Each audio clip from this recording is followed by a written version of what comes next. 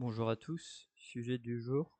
Alors nous allons tout simplement parler de l'OSINT, donc qu'est-ce que c'est, comprendre à quoi ça va servir, comprendre comment ça marche, comprendre aussi du coup, comment savoir l'utiliser bien évidemment, et bien évidemment quelles limites à ne pas passer pour simplement que ça ne soit pas non plus illégal. Voilà. Alors tout simplement l'OSINT, qu'est-ce que c'est? C'est de l'Open Source Intelligence, donc en gros la traduction du renseignement de source ouverte. Donc à quoi ça sert du coup? Du coup c'est de la recherche, l'analyse d'informations accessibles publiquement, donc du coup des données qui sont complètement ouvertes, qui sont légitimes à être vues du coup, voilà, c'est des données que des gens partagent, soit des photos, des villes, euh, beaucoup de choses, hein, voilà, par exemple des posts aussi sur Instagram, des stories sur Snapchat, etc. Voilà. Donc du coup la définition, le LIN consiste à collecter, recouper et à analyser des informations disponibles publiquement afin d'obtenir des renseignements utiles. Voilà, donc en gros, c'est de la recherche légale, hein, bien évidemment. Donc du coup, comment on peut tout simplement utiliser ces sources, comment on peut les trouver. Donc du coup, sur des sites web, du coup des blogs, des forums, voilà, ce genre de choses, quoi. Ou alors même des sites de lycée, voilà. Euh, Aussi sur les réseaux sociaux, donc Instagram, Snapchat, YouTube, TikTok, Facebook, X, etc. Sur les registres publics, donc par exemple sur les sites de mairie, il y a des registres publics que vous pouvez regarder, et des fois il y a des noms de personnes qui apparaissent, peut-être que vous connaissez, ou, ou par exemple, pareil, les sites de lycée aussi, avec parfois certains lycées mettent la liste pardon, de certains élèves. Après, du coup, des articles de presse, donc, tout ce qui est journal, etc. Des cartes aussi, donc ça justement, ça va nous servir. En gros, par exemple, imaginons on faisait une photo avec un lieu. Il n'y a pas le lieu, l'adresse, donc du coup sur un post Instagram. Du coup, vous allez devoir retrouver du coup où est le lieu où la personne a été.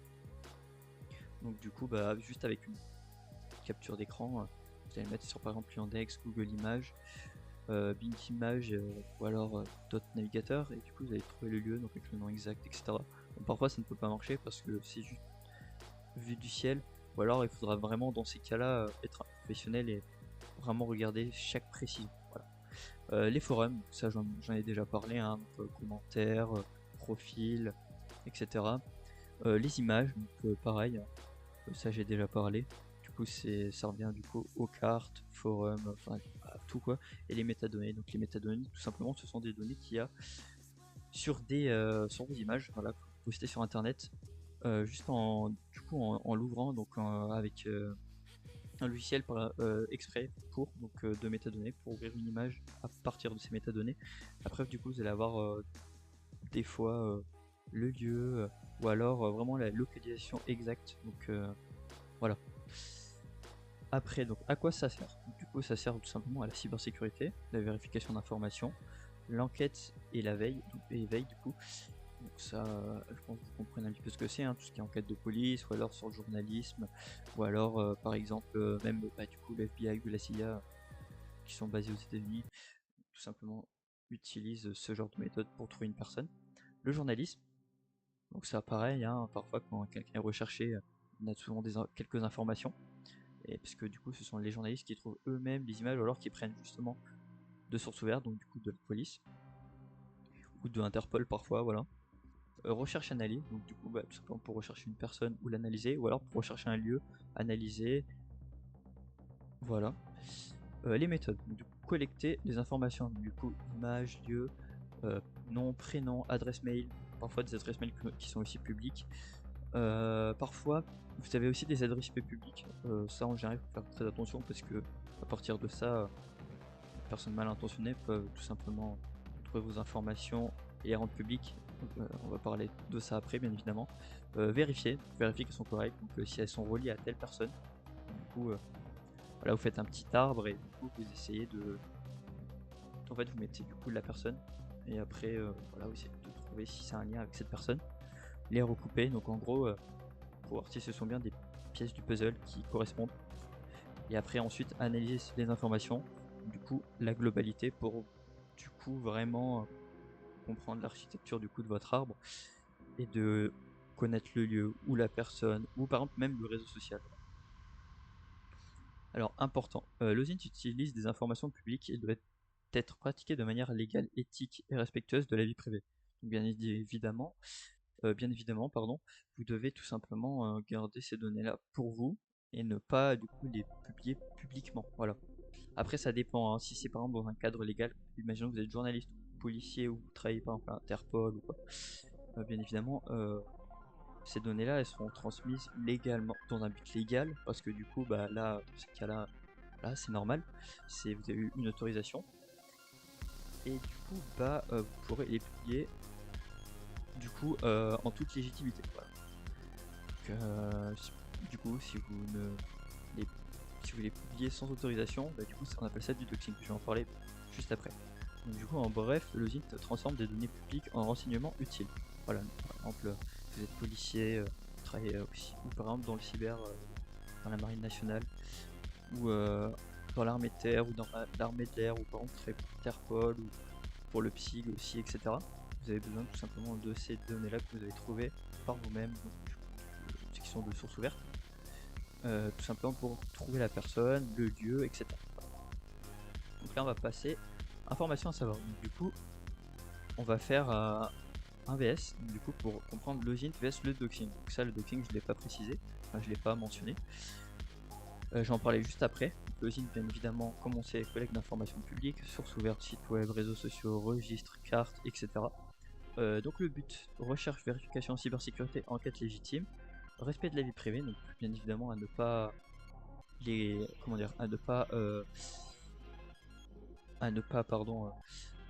tout simplement les publier publiquement, hein, donc voilà, donc, sans autorisation. Usage légal et éthique selon le contexte. Par exemple, si vous trouvez par exemple un ancêtre à vous qui n'est toujours pas décédé, ou par exemple vous trouvez imaginons que vous avez été abandonné par vos parents petits, que bien plus tard, vous souhaitez les chercher, etc. Du coup, là, ça rentre dans un contexte légal. Donc, bien évidemment, vous ne pouvez pas leurs données personnelles publiquement. Voilà. Le doxing, qu'est-ce que c'est? Divulgation d'informations personnelles pour nuire. Donc ça, tout ce qui est harcèlement, discrimination, intimidation, intimidation, discrimination, harcèlement, etc. Expose adresse, donc en gros expose l'adresse, téléphone, identité ou données privées. Donc ça il faut pas le faire, hein, bien évidemment, parce que du coup c'est les lois, voilà. Du coup de l'article 223-1-1 du code pénal. Le but, intimidation, harcèlement, pression, donc ça ne le faites pas, voilà. Tout simplement à ça, hein, c'est ce que j'ai cité. Atteinte à la vie privée, donc du coup la personne elle va se sentir très mal à l'aise, elle va avoir peur, etc. Pratique nocive et souvent illégale. Donc ça, comme du coup ça rentre dans toutes ces catégories là. Voilà. J'ai pas aussi précisé pour le ZIN si un jour, par exemple, imaginons qu'il y ait une fuite de données, etc. Et que il y a des données, par exemple, que vous voyez les données d'une personne en fuite. Donc du coup je tiens à signaler que du coup vous pouvez la prévenir. Donc, par exemple si la personne après a peur de vous, là ça rentre dans un autre contexte, mais le mieux c'est de prévenir la personne et de lui dire ouais il faut faire ci et faire ça, du coup pour que vous puissiez du coup la protéger, la sécuriser et tout simplement éviter que la personne se sente menacée, etc. Voilà. Donc, en bref, le ZINT analyse des informations accessibles publiquement, le doxing divulgue des données personnelles pour nuire. Voilà. Utiliser le ZINT de manière responsable pour respecter la loi et la vie privée. Donc là du coup on va aller sur le code pénal du coup de l'article 223-1-1. Donc du coup je vais vous lire ça rapidement. Le fait de révéler, de diffuser ou de transmettre par quelque moyen que ce soit des informations relatives à la vie privée, familiale ou professionnelle d'une personne permettant de l'identifier ou de la localiser aux fins de l'exposer ou d'exposer les membres de sa famille à un risque direct d'atteinte à la personne ou bien que l'auteur ne pouvait ignorer est puni de 3 ans d'emprisonnement et 45 000 € d'amende. Voilà. Donc bien évidemment ne le faites pas. Ok, donc là on va avoir un exemple concret. Donc bien évidemment c'est une personne fictive, voilà, donc qui a été inventée. Donc du coup il s'appelle Lucas Vernier. Donc aussi une identité numérique d'entraînement, donc je l'ai généré par IA. Et en gros là je vais vous faire un exemple pour que vous compreniez un petit peu comment ça marche, etc. Voilà. Donc là du coup on a plusieurs réseaux sociaux, pardon, Pixta, Pulse, Reddit, CodeHub, GameGrid. Donc ça ce sont tout simplement pareil des réseaux sociaux fictifs du coup qui ont été inventés et qui sont faits justement pour cette vidéo. Voilà. Personnage fictif, donc du coup Lucas Vernier, on voit du coup qu'il a 24 ans, qu'il est technicien en informatique et qui vit à Bordeaux. Donc du coup on voit qu'il est aussi passionné de matériel informatique, photographie urbaine, VTT et jeux de simulation. Donc du coup on voit qu'il a 5 profils, 7 pseudonymes et un lieu réel public. Voilà. Donc là du coup on va aller sur les réseaux sociaux. Du coup, donc là on voit son pseudo, c'est Lucas SV-47. Donc là un pseudo totalement normal. Du coup Lucas V, pardon, ouais, parce que Lucas Vernet. On voit qu'il a 7 publications, 318 abonnés, 401 abonnés. Du coup, on voit qu'il est technicien informatique, du coup, encore une information. On voit qu'il aime le VTT, donc ça, l'information on l'avait déjà. On voit qu'il aime aussi la photographie urbaine. Donc là, exemple très bête. Donc là, j'ai Lucas, c'est une personne toujours fictive, hein. C'est pas une vraie tête, c'est généré par IA. Donc là, du coup, on voit qu'il est derrière un lieu. Donc imaginons, je ne connais pas le lieu, hein, pas du tout. Donc là on voit que j'ai l'image et tout. Imaginons que je ne connaissais pas le lieu. Donc là je vais faire du coup une recherche inversée. Du coup voilà, donc là imaginons que j'ai déjà mis l'image, etc. Et du coup je vois que c'est la place de la Bourse à Bordeaux.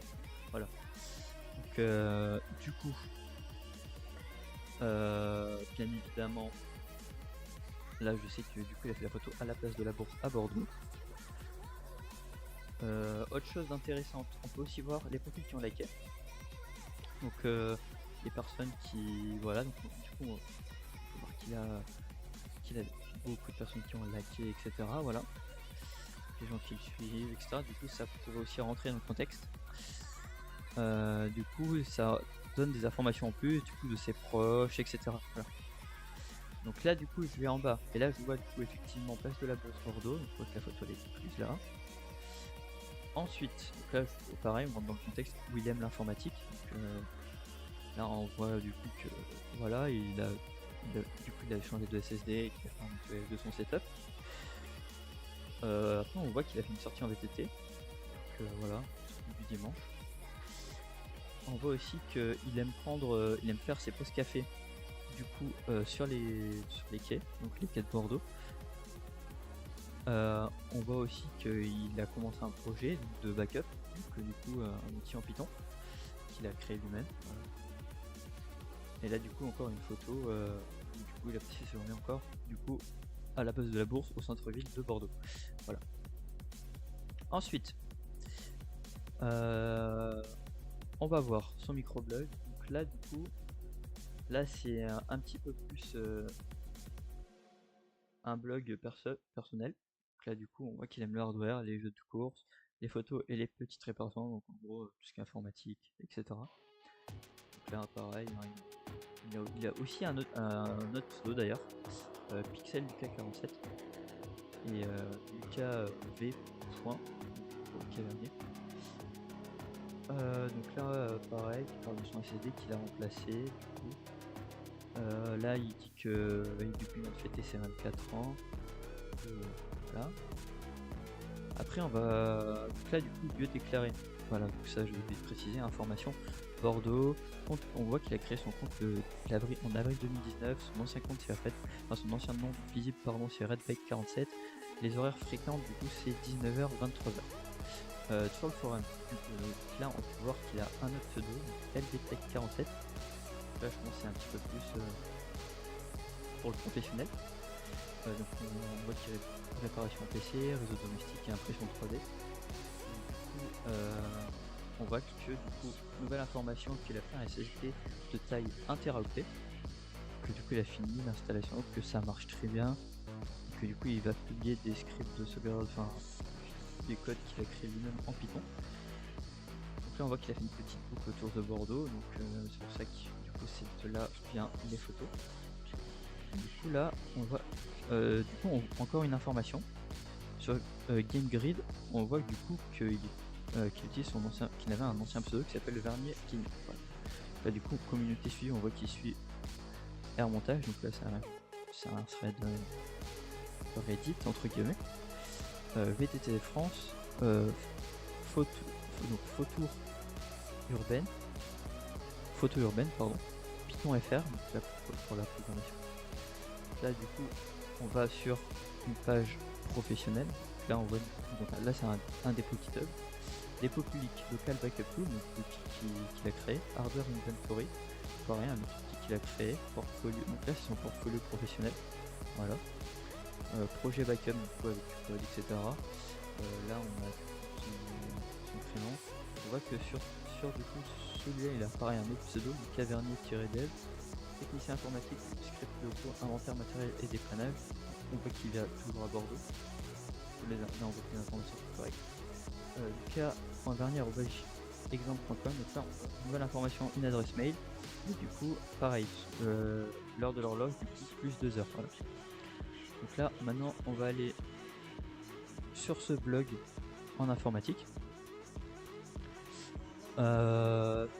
Du coup, le blog gaming, pardon. Du coup, on voit qu'il aime les jeux genre Robotech, City Architect, Workshop Simulator. Plein de types de jeux, donc on le voit ici, jeux de course, de stratégie, de simulation et de construction. Ancien pseudo Nîmes Redback 47, donc celui-là on l'a déjà vu. Celui-là, nouvelle information, Lucabule PC. Voilà. Présentation, technicien informatique la semaine, vélo rouge et jeux de simulation le week-end. Voilà. Du coup, on voit il a aussi le style gaming sur GameGrid. Il est niveau 34, qu'il est en Nouvelle-Aquitaine en France. Il s'appelle Verni Gaming, du coup encore nouvelle information. Ok, donc là du coup, je vais repasser sur cette page là, tout simplement parce qu'on va utiliser Google Maps. Donc du coup, imaginons, j'ai l'image et tout, et je ne sais toujours pas où c'est. Donc du coup là, je vais aller sur Google Maps. Du coup, je vais rechercher place de la Bourse à Bordeaux. Du coup, je vais marquer place de la Bourse Bordeaux. Là, je vais aller dessus sur Google Maps. Là, je vais dire. Donc là, je vais effectivement voir où c'est ici. Du coup, je vais utiliser le Street View. Je vais me mettre ici. Et là, bim, je suis effectivement à la place de la Bourse. Donc la photo, elle a effectivement été prise vers ici. Donc là, on voit du coup, c'est effectivement le clocher, la même fontaine, du coup, de la place de la Bourse. Voilà. Donc là, les deux pages, je peux tout simplement les quitter.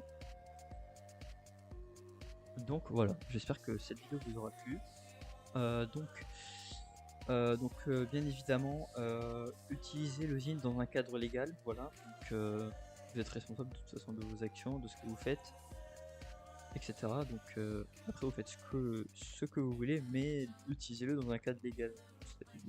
Soit vous avez une autorisation pour publier les informations, ou pour les envoyer à quelconque personne, que ce soit la police, ou alors par exemple, imaginons si c'est pour une entreprise, imaginons si c'est un test du coup pour la sécurité du personnel, là vous avez le droit parce que vous avez une autorisation du patron, ou alors tout simplement